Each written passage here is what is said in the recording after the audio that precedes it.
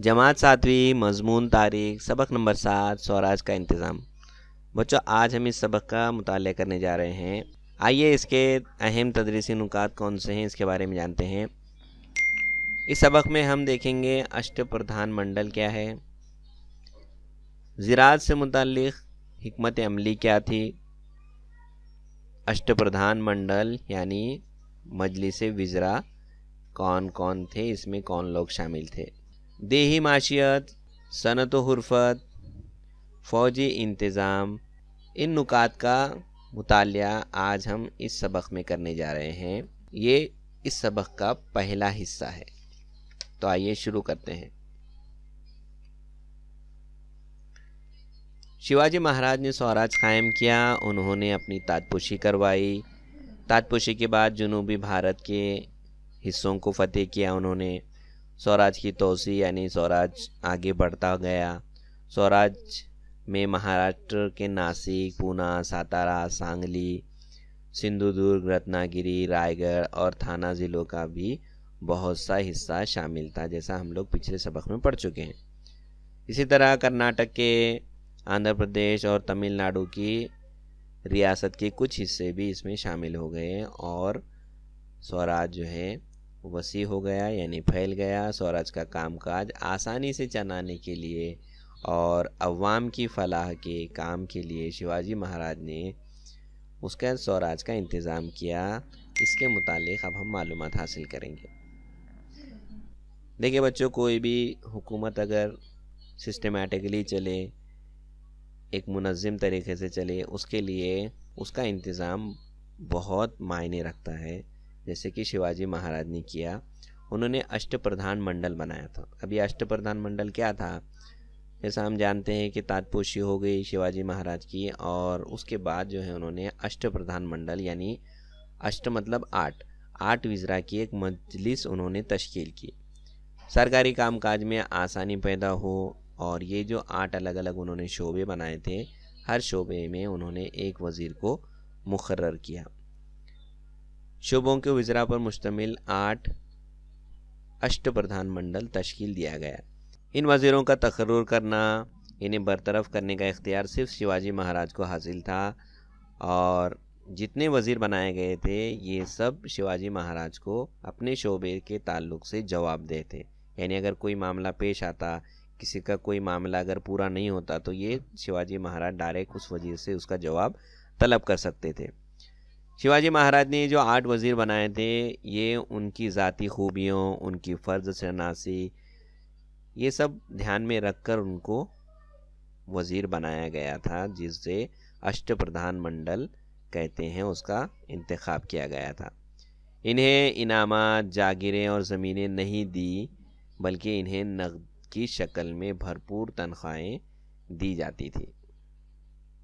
आइए जानते हैं ज़राअत के मुतालिक हिकमत अमली क्या थी। ज़राअत देहातों का अहम पेशा था। शिवाजी महाराज को ज़राअत की अहमियत मालूम थी, इसलिए उन्होंने किसानों के मफाद पर तवज्जो दी। उन्होंने अन्नाजी दत्तू जैसे तजुर्बेकार अफसर को ज़मीनों के महसूल की ज़िम्मेदारी सौंपी। इनकी ताकीद थी कि तय करदा रकम से ज़्यादा महसूल वसूल न किया जाए, यानी जो जिसकी जितनी ज़मीन है उसका जो महसूल बनता है यानी जो टैक्स बनता है उससे उतना ही लिया जाए।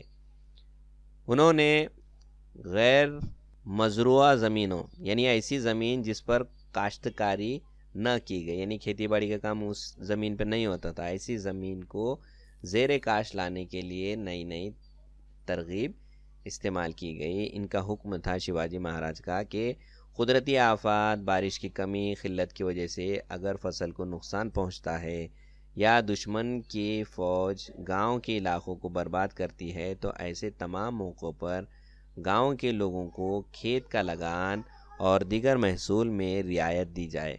उन्होंने अपने अफसरान को हुक्म दे रखा था कि ऐसी हालात में किसानों को बैल की जोड़ियाँ, हल और उम्दा किस्म के बीज मुहैया कराएं। यानी शिवाजी महाराज अपनी अवाम का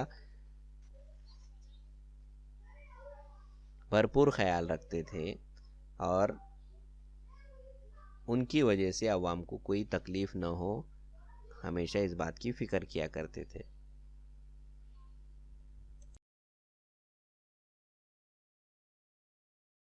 دیکھیے بچوں، یہ ہے اشٹ پردھان منڈل، جسے مجلس وزراء کہا جاتا تھا۔ اس کے اندر وزیروں کے نام، ان کے عہدے اور ان کے ذمے کون کون سے فرائض دیے گئے تھے، اس کے بارے میں تفصیلی معلومات دی ہے۔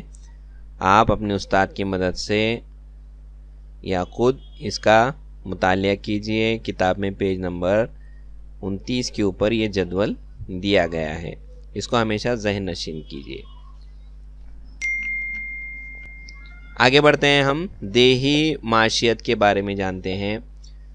زراعت دیہی معیشت کی ریڑھ کی ہڈی تھی۔ دیہاتوں میں زراعت پر مبنی پیشے اختیار کیے جاتے تھے۔ گاؤں کے کاریگر اشیاء تیار کرتے تھے جن سے مقامی لوگوں کی ضروریات پوری ہوتی تھی۔ اس لحاظ سے دیہات خود کفیل تھے۔ کسان اپنی فصلوں اور پیداوار کا کچھ حصہ ان کاریگروں کو دیتے تھے۔ اس حصے کو بلوتا کہا جاتا تھا۔ کس حصے کو؟ کہ جو کاریگر تھے، جو مقامی لوگ تھے وہاں پر، جو الگ الگ طرح کے پیشے کیا کرتے تھے، جیسے کوئی ستار ہے، اس کے بعد جو ہے کوئی کمہار ہے، تو یہ سب الگ الگ جو پیشے کرنے والے لوگ ہیں، یہ کیا کرتے تھے؟ اپنی ضرورت کی چیزوں کو بنا کر بیچا کرتے تھے، اور اس کے بدلے میں کسانوں کو کیا کرنا پڑتا تھا؟ ان کی فصل کا، پیداوار کا کچھ حصہ ان کاریگروں کو دینا ہوتا تھا۔ اس حصے کو آگے بڑھتے ہیں، صنعت و حرفت کے بارے میں جانتے ہیں۔ شیواجی مہاراج نے اس بات کو سمجھ لیا تھا کہ تجارت میں ترقی کے بغیر حکومت خوشحال نہیں ہو سکتی۔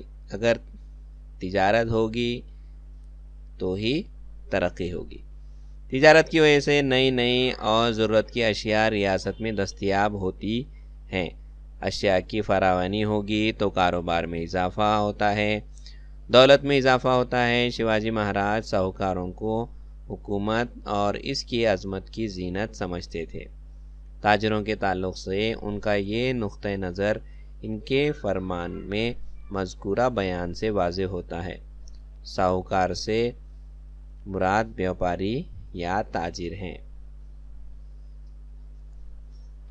سوراج میں صنعت کے تحفظ کے لیے شیواجی مہاراج نے ایک حکمت عملی تیار کی۔ اس کی عمدہ مثال نمک سازی کی صنعت تھی۔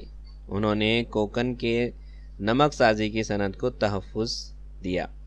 اس زمانے میں سوراج کے علاقے کے لیے نمک پر پرتگالیوں کے زیر قبضہ علاقوں سے بڑے پیمانہ پر برآمد کیا جاتا تھا، جس کی وجہ سے کوکن کے مقامی نمک کی فروخت پر ناموافق اثر ہوتا تھا۔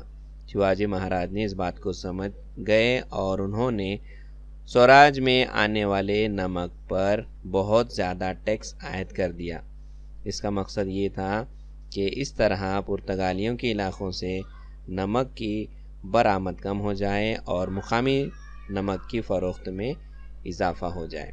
دیکھیے بچوں، جیسا ہم پہلے پڑھ چکے ہیں کہ جو ہندوستان ہے ایک تجارتی منڈی کہلاتا تھا، اور یہاں پر انگریز، فرانسیسی، وینیزویلی، یہ سب کی سب جو ہے پیسہ کمانے کے لیے، تجارت کے لیے آئے تھے۔ تو کچھ ایسے علاقے تھے جہاں پر جو ہے پرتگالی قبضہ کیے ہوئے تھے اور ان کی نمک سار تھے۔ نمک سار یعنی جہاں پر نمک کو تیار کیا جاتا ہے۔ تو ایسے علاقے سے وہ کیا کرتے تھے؟ مہنگے داموں میں نمک بیچا کرتے تھے۔ تو یہ جب شیواجی مہاراج کی سمجھ میں آیا تو انہوں نے جو ان کا سوراج کا علاقہ تھا، اس علاقے میں جو پرتگالیوں کا جو نمک آیا کرتا تھا اس کے اوپر اور زیادہ ٹیکس لگا دیا، جس کی وجہ سے لوگ جو مقامی نمک ہے، جو سوراج کے حصے میں جو لوگ نمک تیار کرتے تھے، مقامی باشندے جو نمک بناتے تھے، وہ خریدنے لگے، اور اس وجہ سے جو پرتگالیوں کے علاقے سے جو نمک آتا تھا اس کی درآمد میں کمی ہو گئی اور مقامی نمک کی فروخت میں اضافہ ہو گیا۔ آئیے آگے بڑھتے ہیں، جانتے ہیں شیواجی مہاراج کی حکومت میں فوجی انتظام کیسا تھا سوراج میں۔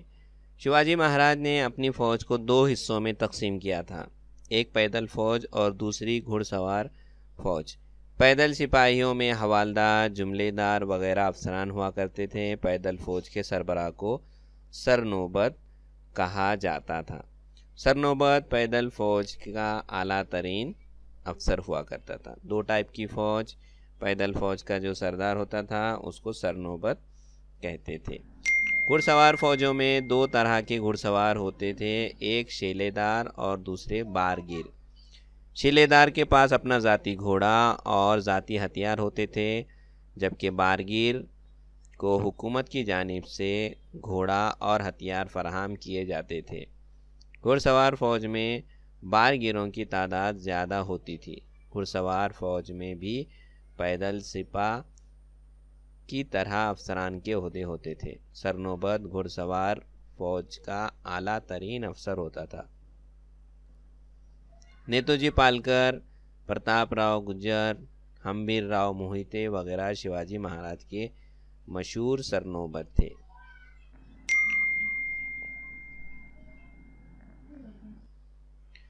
تو بچوں، آج ہم نے ان اہم تدریسی نکات کا مطالعہ کیا، جس میں ہم نے آج جانا اشٹ پردھان منڈل کیا ہے، زراعت سے متعلق حکمت عملی کیا تھی، دیہی معیشت، صنعت و حرفت کے بارے میں ہم نے جانا، اور ساتھ ساتھ فوجی انتظام کے بارے میں ہم نے اس حصے میں معلومات حاصل کی۔ اس کے سیکنڈ پارٹ کے ویڈیو میں ہم جانیں گے جاسوسی شعبہ کیا تھا، خیلے، بحری خیلے کیا تھے، بحری بیڑے کیا تھے۔ ان تمام کا ہم مطالعہ اس سبق کے اگلے حصے میں، اگلے ویڈیو میں کرنے جا رہے ہیں۔ آپ کو ہمارا یہ ویڈیو کیسا لگا ضرور کامنٹ کیجئے، ویڈیو کو لائک کیجئے، ہمارے چینل کو سبسکرائب کیجئے۔ اگلے ویڈیو میں ہم اس کا سیکنڈ پارٹ اور اس کے ساتھ ساتھ اس سبق کے سوال جواب دونوں اس ویڈیو میں